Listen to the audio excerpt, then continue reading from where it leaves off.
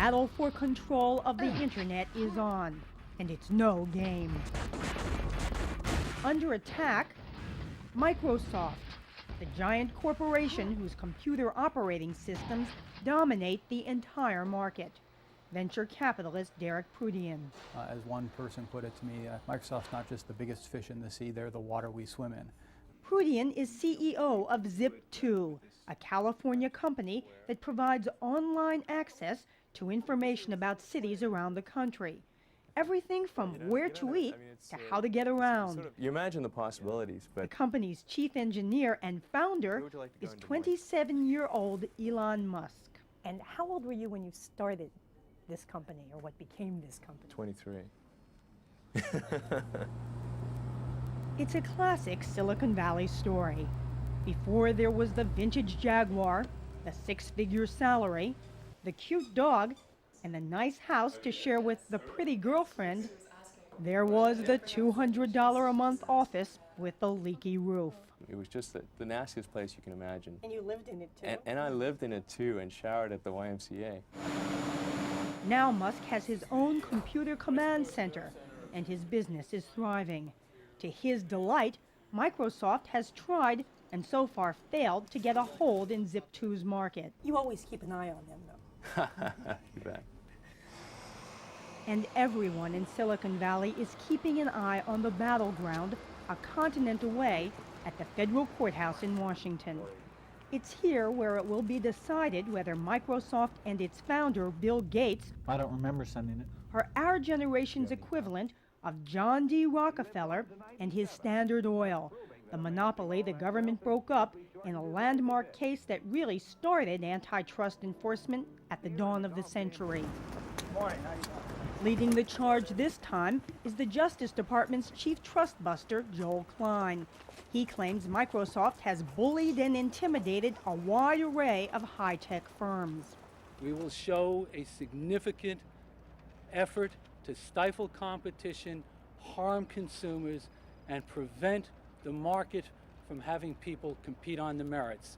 Defending Microsoft, attorney Bill Newcomb. Will show that Microsoft is a vigorous but a very fair competitor, and that as a result of our competition and our innovation, customers have benefited by getting better technology quicker and at lower prices. In an important example, Microsoft did streamline things for consumers by adding, for free, its browser, known as Internet Explorer, to its popular Windows operating system. The browser is basically a navigation system that helps you connect with the information you want on the internet. But the government complains that by bundling or tying its browser to its other products, Microsoft denied consumers a choice and unfairly blocked another company, Netscape, from marketing its own browser. Microsoft should not be allowed to own the browser market. If they do that, then they will own the gateway to the internet for every consumer, and that is almost certainly likely to result in a less valuable experience for the consumer. Not everyone agrees. If you're not willing to engage in competition, why are you in Silicon Valley? T.J. Rogers, founder and CEO of Cypress Semiconductors. The man who started Netscape became multi-10 millionaires overnight, and now they're whining and crying because Microsoft has it for us and just went whack and said, here it is. A better software package, not just a browser, but everything you want, guaranteed to work in one package, running on your computer, $99. What do you think? Well, some competitors think Microsoft's tactics are unfair. Show me the money! Everybody yell, show me the money! Peter Doherty owns Digital Bitcasting, a small Massachusetts company that makes software that channels audio and video onto the computer screen. There are some people out there who paint Microsoft as sort of a benevolent dictator. Why do you think that is? The man who runs the company sets the tone for the company, and I think that's true in most companies. What do you think the tone is of that company? I think it's an extremely aggressive, intelligent. So I think the reality is, in regards to Microsoft, that they're not a benevolent company.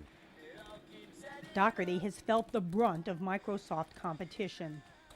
Microsoft comes along and they have the Windows Media Player, and it It's what's called overwriting our technology, so you can no longer use our technology.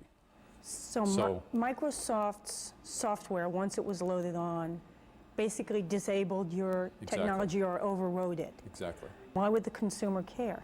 An end user has paid for our software. They're used to using it. They should have the right to be able to use it. Some serious math involved in that. In fact, Doherty has now channeled his business into areas that don't directly compete with Microsoft. And though he generally dislikes government intervention, he thinks it may be needed to control Microsoft. They're the killer whale in our business. So I do think the government is going to have to be involved.